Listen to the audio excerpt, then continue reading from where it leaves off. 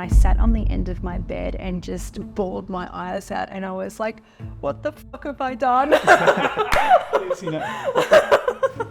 I was in this lifestyle, which I had a fucking ball and loved it. But I was like, I can't keep sustaining this life. I mean, I could have, but I didn't care. Nothing was going to stop me. Okay, I was so determined. I'm like, I don't care what you guys think. If I'm going through a midlife crisis, a mental breakdown, lost the plot, I'm still doing this. I'm a big risk taker, always have been. So I'm not afraid of failing, because something else will always happen. When I left Oz, I'd sold everything I owned, and I came here with 2 suitcases. I'm selling my apartment, I'm quitting my job, I'm gonna go overseas. My background is actually legal.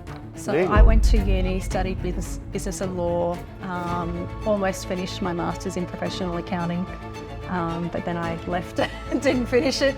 2 more subjects and I would have had my master's, but... Any reason? Okay. Guys, welcome to Creating Freedom, and today we've got a lovely guest called Anje, one of my good friends actually from the Fight Gym, and her story is really incredible because she started off in a corporate company and she went from here to this to that, and she was actually really living a really good life in Australia, but for her it wasn't enough. So she was like, you know what, I want something different. So she went against the grain, against the waves. She decided that she was going to move out to Bali, but she had all her friends saying, I don't think you're making a wrong mistake here. But she didn't let that stop her. And she gone out to Bali and created her life of creating freedom. So guys, stay tuned and get ready for this show.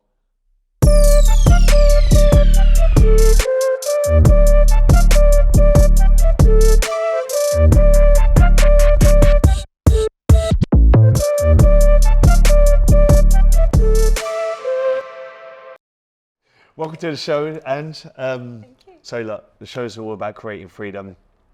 We like to ask our guests, what does that mean to you when you hear freedom? Because everyone looks at it as a little bit different. So what's your... The freedom for me is actually one of my top 3 core values. So I hold it in high regard. And basically for me, it's being able to have the option to do what I want when I want. Whether that be work-wise, whether that be recreation-wise, whether that being choosing to go on a holiday somewhere. And I guess what ties in with that is also financial freedom, because it allows, whilst the finances aren't imperative, it gives you the options to have more freedom. So they sort of tie hand in hand. Yeah, so tell us a little bit about yourself, your name, where you're from, and all of For the that. viewers. For the viewers. So Anje Craft is my name. I am from Australia. I was living on the Gold Coast for 25-ish years, maybe a little bit less. And prior to that, I was born in the Hunter Valley. Well, my family's from the Hunter Valley. Yep. So yeah, basically I'd only lived in the Hunter Valley and on the Gold Coast before I came here. So before you came here, what was your life like before you came here? Yeah, I actually had a really good life on the Gold Coast. I had a very, very good job. Was very well paid. I loved my job. I worked in mining, and I had a lot of freedom with that.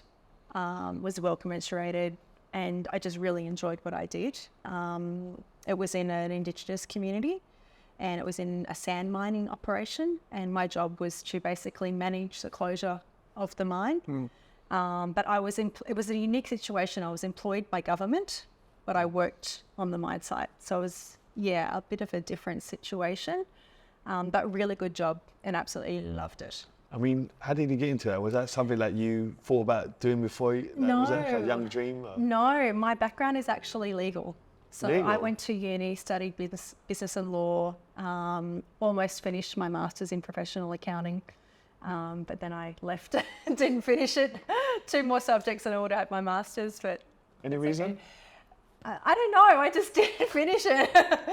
But from uni, I got into a grad program, dabbled in law and stuff, did some stuff in government. I was in and out of government jobs, which were secure and paid well.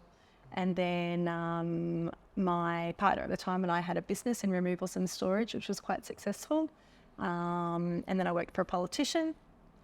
And then after I worked for the state politician, I got a call from my ex-boss in government, and I went in and did some tourism stuff. And then one day I just got a tap on the shoulder and said, "We want you to go and do this job in the mines." And I was like, "Okay, sure." I like that. Yeah. So no planning, had no experience, just was completely thrown in the deep end, nothing to follow. Set up everything from scratch, policies, procedures, built relationships. It was a very hostile environment when I went in, because there was a lot of uproar in the community about the mining being closed in that area, because it was the main source of income for the entire island, and it had been there many, many years. So it was a very difficult job, but I'm good at building relationships. I had Indigenous family on the island, so I sort of weaved my way through that connection to build relationships with the people on the island. And yeah, I did that for 7 years. And then whilst I was still in that job, February, I think it was, 2022, I went on a holiday to Ibiza on my own. For 3 weeks. And then when I came back, I'm like, I don't want to do this anymore. I'm leaving. And my girlfriends were like, "What the fuck?" Sorry, can I swear on this? Yeah. Okay. Fucking hell, she's fucking swore on my show. Cut that bit. No, it's cool. I swear all the time. Okay. Yeah, my girlfriends were like, "What the fuck is wrong with you? You're going through a midlife crisis. Like, just take some time." And I had an apartment that I was buying, my dream apartment, beachfront, high rise, just absolutely stunning apartment. And was this in the Gold Coast? This is on the Gold Coast, yeah. And then I'm selling my apartment, I'm quitting my job, I'm going to go overseas. And they're like, whoa, just wait. And I'm like, no, I'm doing this. So that was in March when I got back from Ibiza. I finished my job in August. I put my apartment on the market. I wasn't living in it. It wasn't even built yet. It was still being built. So I'd bought off the plan, sold before it was even finished being built, made quite a good profit. And I'm like, I'm going to use that money to do something else. Yeah. And what was, you've had you had a great career, right? Doing a whole bunch of different things. And then when you came back from Ibiza, when, you did say that,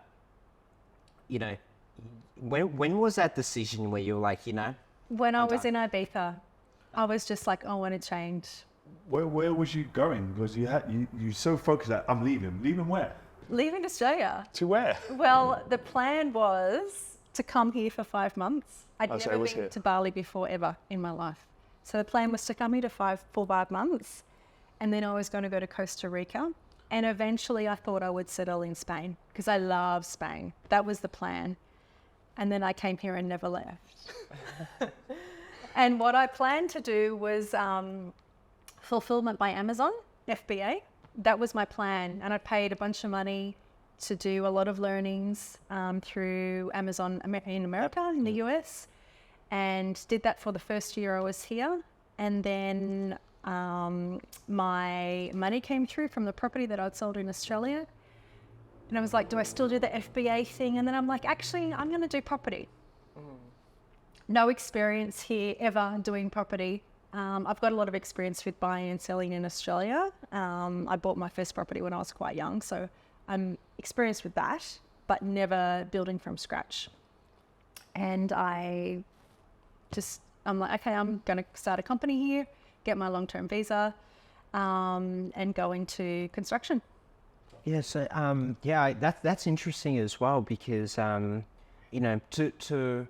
of the biggest things is completely like leaving Oz, right? Big decision. And then the decision to get into I don't know if it's a career or a business into property. How did you, what was how did you make that decision?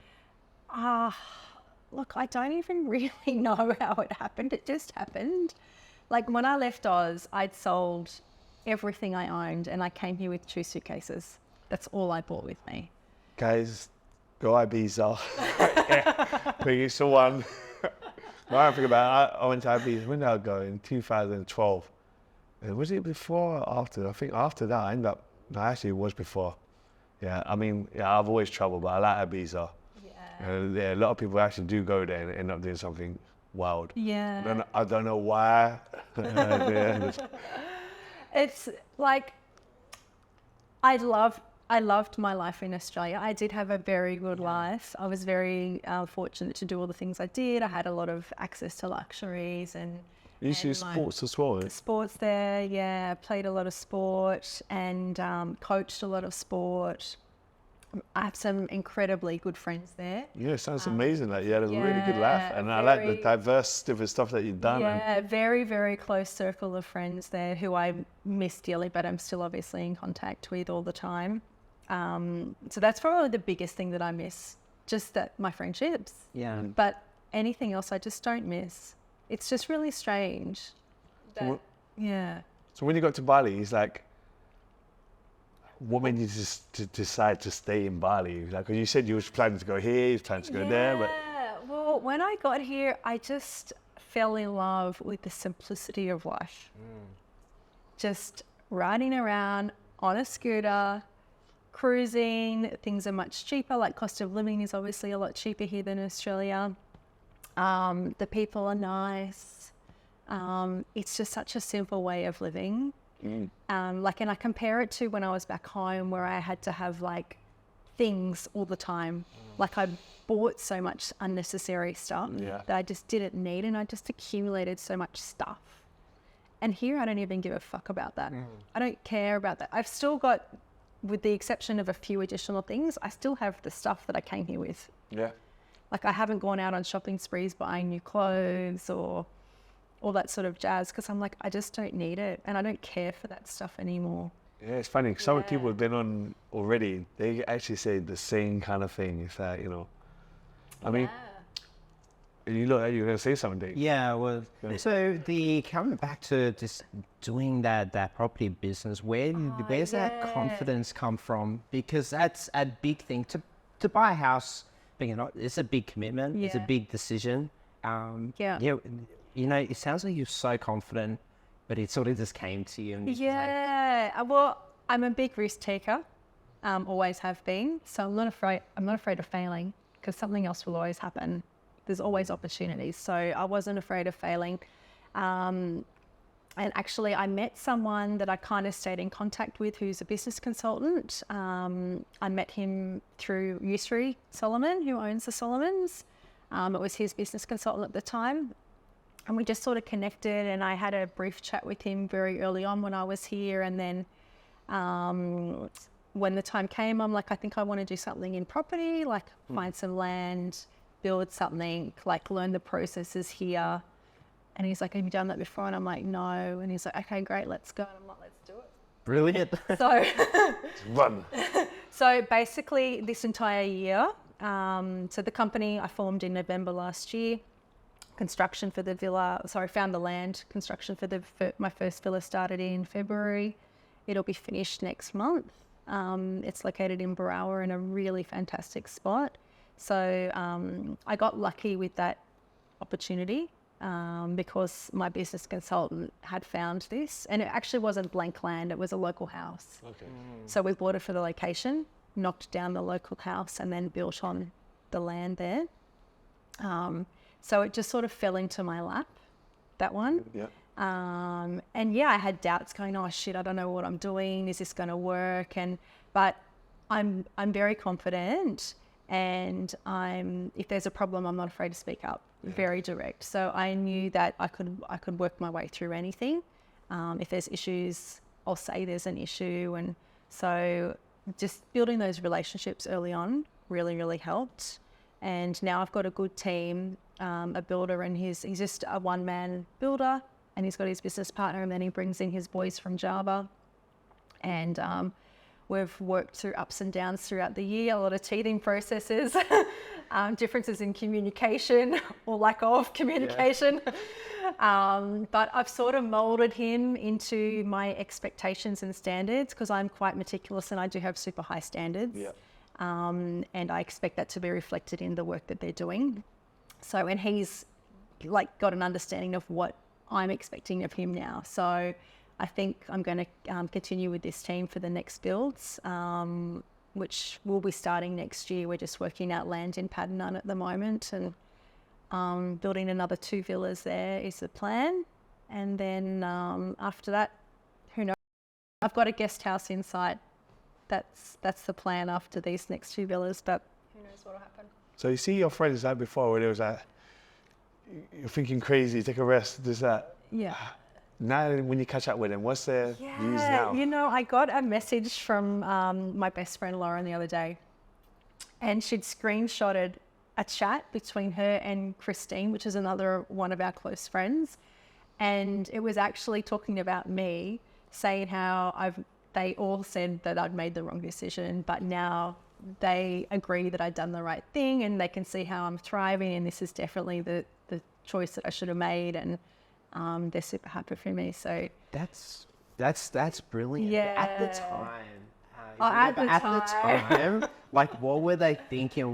How did you feel about that? Because you're still friends now. yeah, but- I didn't care. Nothing was going to stop me. Okay, you Yeah, had it. I was so determined. I'm like, I don't care what you guys think. If I'm going through a midlife crisis, a mental breakdown, lost the plot. You can see the vision. Yeah, I'm like, I don't care. I'm still doing this.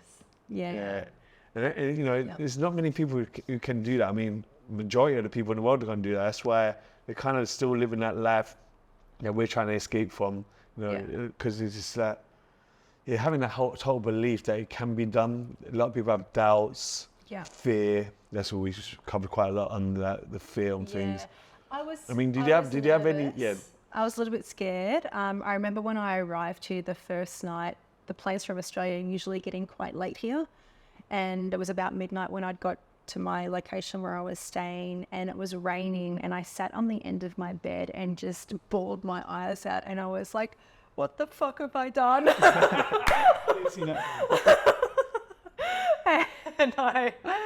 and I was like, oh my God, what am I doing? But it was just a moment of like a little bit of doubt and I was just a little bit scared. You know, I'd never done anything like that before. I was on my own. And there was no one here. I didn't know anyone. I'd never been here before. I didn't know anyone. Yes, because a lot of people have been to Bali. They've like tested it or come here for like holidays, so they have some sort of expectation. They've experienced a little bit of it, right? Yeah. Coming from like absolute nothing, having, just in a brand new sort of country, I guess, like in terms of, now how did you make friends? I guess that was like a fear as well, because all your friends were back home. Correct, yeah. So the first day I arrived, I went to Soma Fight Club, signed up, and honestly, just about all of my circle of friends are from that fight club. Yeah, Whether they're still there now or they're not, or they come and go, they're from different countries, come here, train, go back to their home country. That place was amazing for networking and building friendships. Yeah, I mean, that's how we met. Yeah. And I think that is the beauty with Bali, is that you'll find your community. Is that Soma is that it's got such a good community there. Is that even we're all big family there, but then you got that, everyone's still friends, but we kind of pair off in certain groups, because certain groups is more you. But then it's like, it's not just Soma. You got Bali MMA, you got the the Wrong Gym where I'm working now. You got these other fitness gyms and Wanderlust. You got the Wanderlust family crew, and you find your little tribe, and you go out for dinners, you go out for coffees, you go for sunsets. It's really cool. And we're all kind of in a similar boat. People who are in those places, there's all left their home country, or the majority of them, with the exception of some of the locals. But the majority of people in those places have left their home country and come here. So we sort of connect in that way too. It's like family away from family. Yeah, and we were saying before, it's like, back home, I don't know how to explain it, but like, everyone's in this mindset of how life should be and living, which we was trying to escape. And when I used to speak my ideas, like maybe with you in same things, like you're crazy, what's going on here, but when I come out here, it's like so many people on the same level, because even when I went to Thailand, I met a lot of people traveling this and that, it wasn't on my wavelength. Like, I mean, obviously it went out traveling, but I'm looking for a different life, the life of freedom kind of thing. Yeah.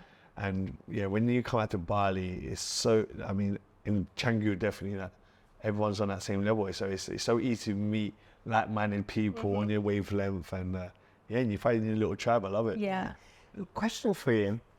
You know, I'm from Melbourne, right? Yeah. It's cold there, right? Yeah. I know people want to move to the Gold Coast, right? And you have the Kiwis where they generally move to the Gold Coast. Yeah, there's a lot of Kiwis there. Coming from the Gold Coast, I guess probably not how I would position the question, but what was wrong with the Gold Coast? There was nothing wrong with it. I mean, I was partying a lot because I had the cash to do that. I lived across the road from the casino. I had a lot of benefits there.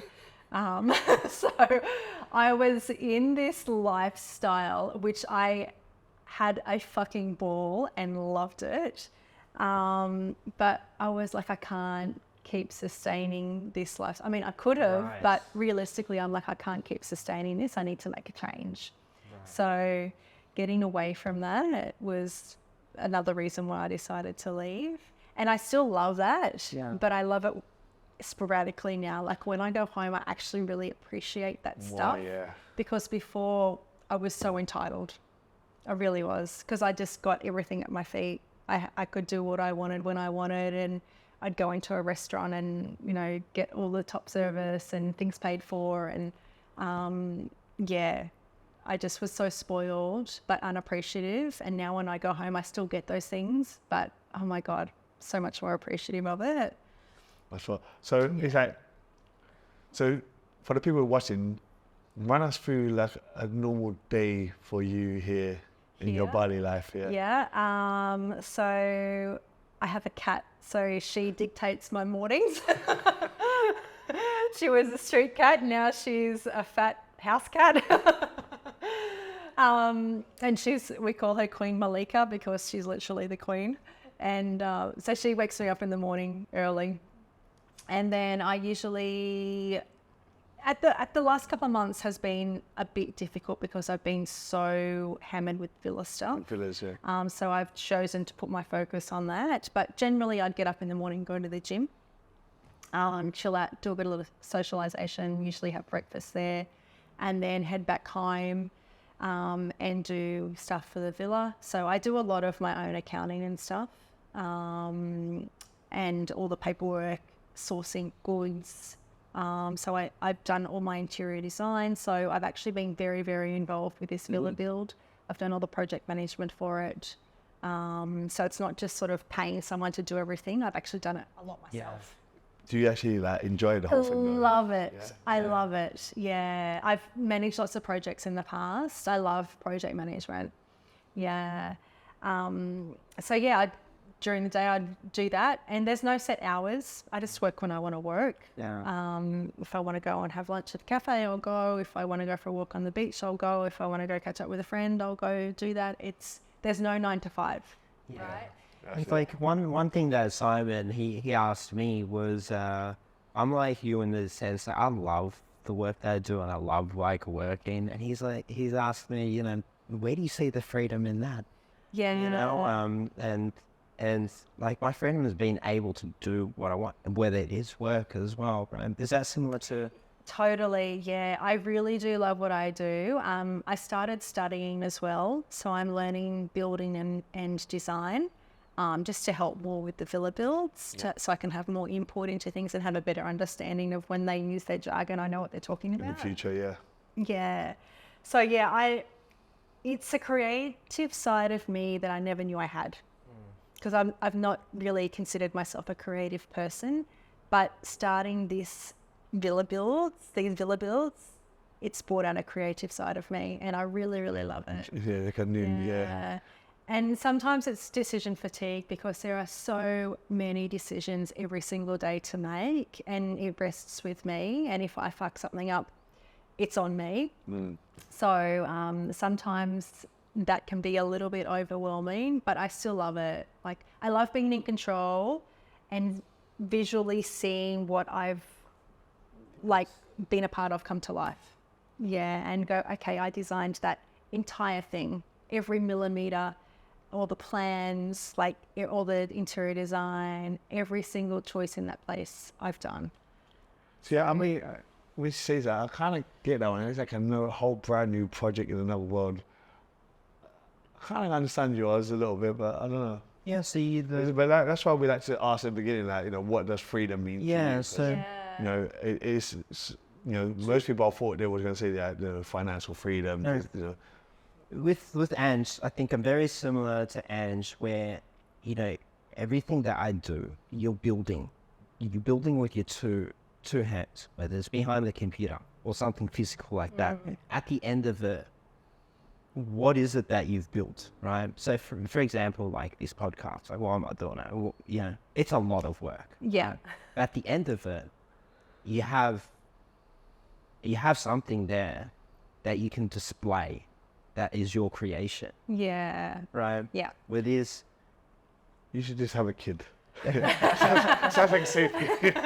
Find a girlfriend, have babies, it's creation. I mean, she does most of the work. Yeah. You done the easy part. yeah. But You know what I mean? It's like creating something. Yeah. When you build back and you step back at it, you can look at it and think, wow. Yeah. It's building, and I can see it, and it's something that I'm looking into as well. Yeah. Where what you have in your head. Yeah. Right, you can make it come to life. That's right. And it is so rewarding. Like, some days I drive away from that villa and I literally just have tears running down my face, just out of pure happiness about, like, this is actually happening. It's coming to life. Like, this first one's almost finished. Like, it's crazy. Yeah. And it's, I don't know, it's fulfilling. Yeah. It really is. So for now, it's like, so Bali's home now, yeah? Yeah, I'm stuck here now. Well, I'm not stuck. I'm choosing to stay. This is your base. Yeah. This is your base. Yeah, and like I still go back home to Oz to see my family and friends, and because it's so close, like they're here all the time. Like my mum's coming over every 3 months at the moment, which is probably a little bit too much. She can cut it back to 6 months. Yeah, block that out, Mum. Sorry, Mum. No. But, and then my best friend Lauren, she's here like a couple of times a year, and my other close friends are here. Like, so I don't feel like I'm missing out. Yeah, 100%. Yeah. Definitely not missing out. Yeah. Now, like, we're so close to back home. Yeah. And it's so great having people come. But the downside, what I've noticed, is that they come every month. And you have to play tour guide with them for like a week, right? Yeah, because they're on holiday mode and we're not always on holiday mode. Yeah, exactly. That's what I was going to say. Same thing. Yeah. So how do you manage that? Just like... Yeah, I do have to put some boundaries in place. Boundaries. Yeah, but I love it when they come over because every person that comes here has to bring me something. So I'm like super big on skincare. And I'm very particular with brands. So every time someone comes in, it's like a skincare order placed. They have to bring my skincare. They have to bring my supplements. Like in Jamaica, certain other places like America, like if we go to America, got family in America, they will say that bring over shepherd pie or something that we don't get over in America. And I was thinking, wow, that. And he's like, a lot of my friends are like, yeah, bro, I'm gonna be coming over. Like, do you want me to bring anything? I'm like, I don't know what I want. And he's like, I'm sitting there thinking, what do I want? Well, I've been alright with it, so it's skincare. Skincare's my Do you thing. have one, Dave? Yeah. No, I'm very, like, I don't want anybody to bring me anything in frame. Like, I have everything that I need here. Super basic, like... Got his best friend. Yeah, I don't need a lot to live, but the funny you should say that is because I brought my family out here at the beginning of this month, right? For, I think it was like a week. Yeah. Right? And we both, like, I was coming from Vietnam, parents were coming from Oz, and we landed on like pretty much the same day. But before I came here, I was in Da Nang in Vietnam. Okay. And I forgot to buy luggage to like check in. Oh my God. And what happened was when I got to the check-in, I was like, look, I gotta pay a couple $100, maybe 200, no problem. They wanted like 22, 23 US dollars per kilo. Add 25 kilos. Oh my God. So that was like maybe, I don't know, I can't do the maths, but it was like 500 US dollars. My baggage was only worth, with everything inside, maybe like 200 Australian dollars or 150 USD. Yeah. And so I was like, no, not paying that. Like, and so I went to the ticket booth. Yeah. I was like, hey, can I buy a ticket just for my luggage? They said no, right? Because the passenger has to be with your luggage. You can't. I was just trying to make it work, right? Yeah, trying to get a cheaper option. Yeah, Trying to wing it. buying like another flight, and then I got to a point where it didn't work, and then I wasn't going to pay that amount, and then the best thing happens was I thought, look, how about I keep it in storage? I'll come back to Da Nang in 2 months, right? Yeah. And it was kind of the same price. I was like, no, I'm not paying that neither, and this is what I love about Asia, is the people. I just said, look, I'm at the storage place, and I'm like, hey, I'm asking not the company, I'm asking you. I'll give you some money if you can send it to another city for me. And that's what they did, and they did it for free, right? Oh it was my like God. a brilliant thing. Yeah, And so going on to that question, do I need anything? Yeah, I did need, because I came pretty much naked to Bali. Yeah. And parents were coming in, and they were flying Qantas, so they had like 30 kilos, and there was 4 people. Yeah. So they had coming for a week, right? Oh, so good. I had like 120 kilos, like, Yeah. you know, that I could use, and they bought all my old clothes. But yeah, like generally not, I don't need anything. Yeah. But yeah, I don't have something that I get them for free. Just pretty much all clothes. Yeah, that's why if you in this podcast, you only see me in green shorts and all that shit. Did you wear that yesterday? Yeah. Yeah, okay. Yeah. Yeah. All right, so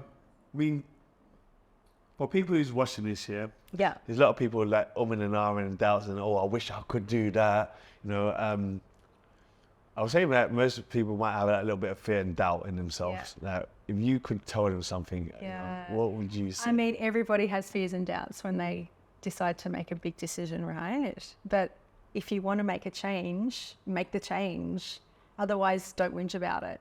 You know, if you're not happy with what you're currently doing, or you are happy but want to experience something different, then do it. If it doesn't work out, you don't have to stay there. We don't have to keep doing what you're doing. Like, you can go back to your old life, or you can go and do something different somewhere else, try different things. Like, you're not stuck doing what you're doing. And anybody who says that, I hear it sometimes, I'm stuck, and I'm like, you're not stuck. You're making a decision to stay doing what you're doing. You can also make a decision to change, but you don't for whatever reason. You're scared, don't know what the outcome's going to be, whatever it is. So is everybody else. I would say that's like with everything, don't it? So yeah, that's life. Like, try something different, put yourself out there, get out of your comfort zone. Like, you're never going to grow doing what you're doing day in, day out, the same thing all the time. You have to be out of your comfort zone to experience growth all the time. So, yeah. Live your life. Yeah. Live your life. Yeah. Don't listen to other people. Like, if you want to do something, go and do it. You know, this thing is that. Yeah. And if it's the wrong thing, it doesn't matter. Well, there isn't a wrong thing. If it doesn't work out, it doesn't matter. You can always do something else. Yeah, I always say that to my friends. That I actually used this on myself when I was traveling. It was a Dr. Pepper. Just try it. Like, what can go wrong? Yeah. And everything I thought, you know, what's the worst that can happen from this? And when I looked at it, I was like, well, it's not really that bad. It's like, I went to prison in Thailand. And when I was going to the prison, I was like, well, what's the worst that can happen? I was like, I could get killed or I could get raped. After anything after that, I was like, I could actually deal with it, because I did just come from the rubbish dump site. So, you know, but I got my mindset ready for it. Like, what's the worst that can happen? Is that most of the time, it's like, people have these big things like, oh, what can happen? You know, all the things, and I'm like, that will never happen. And I think we said it on the last podcast today. People are like, oh, about the health thing, the healthcare, this and that, you know, what happens? I'm like, when was the last time you've been in hospital? And they're like, yeah, I ain't been there for a couple of years. I'm like, so you're worried about something that won't even happen. And if it does happen, just jump on a plane. It's exactly right. You know, get good insurance. It's like, you're covered. It's like this made up fear, made up barriers that keep them chained up, really. They're worrying about something that has never happened. Yeah. Like, are you going to live your life? Are you going to not get on your scooter or not drive the car in case you get in an accident? No, you just go and do it because you need to get around. Like, you can't live like that. Yeah. Glad to forget. Any other questions? No questions. It's very interesting, your story, because you had the life, you love it, and it's great, right? Yeah. And so you're like, if we were to put on like levels, like you're super happy, Yeah. right? And then it's just you come to Bali. That's where you are now. Come to Bali, and this is a different type of, I guess, euphoria or happiness. Like, I'm trying to understand. Yeah. Right, I'm really trying to understand, because a lot of the guests that we have on, they've made a change because they're not, fulfilled, right? Or they've come on pursuing a passion. Yeah. And your one's is completely different. No one, you're already happy. You have the lifestyle that you wanted back in the Gold Coast. Like, I don't know where, Yeah, I just wanted a change. I really did. Like, I wanted to be, I was in not a rut, but I was definitely in a comfort zone. Everything was easy. I wasn't being challenged. My job was really easy. Like, I had it down pat. There was no challenges in my life anymore. So I'm like, I just want to do something different. I want to change. I don't want to live here anymore. I was kind of getting fed up with the politics in Australia, the so many rules and regulations, such high taxes. I was fed up with all of that bullshit. Yeah. So that was one of the factors that contributed to me leaving. But other than that, there's nothing really to it. I don't know. I just made a decision and went through with it. Yeah. And that's what I like with the podcast, is that every guest we've had is that, they're so diverse from each other. Is that, and I never, I know you, but I don't really know you. Now I know so much more about you. Yeah. We enjoy these podcasts. Yeah. Dave, I might have to do one on you. Yeah, it's Yeah. not for the camera. Yeah.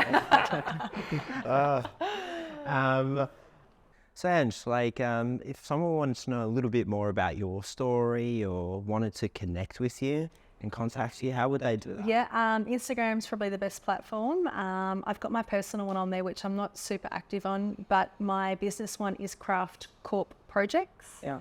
Can reach out through there. Happy to answer any questions. If anyone's not sure about doing something but want to float some questions, I'm happy to give them my experience. And yeah. Right, well, thanks for coming. Thank you. Cool. Thanks, guys. See you in the gym. Yeah. Excellent, guys. So, we have these interviews every single week. For those that are watching on YouTube, just hit the subscribe.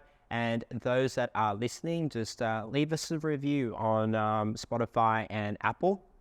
Otherwise, until next week, guys, we'll chat to you, and we'll see you soon. Bye, Mom.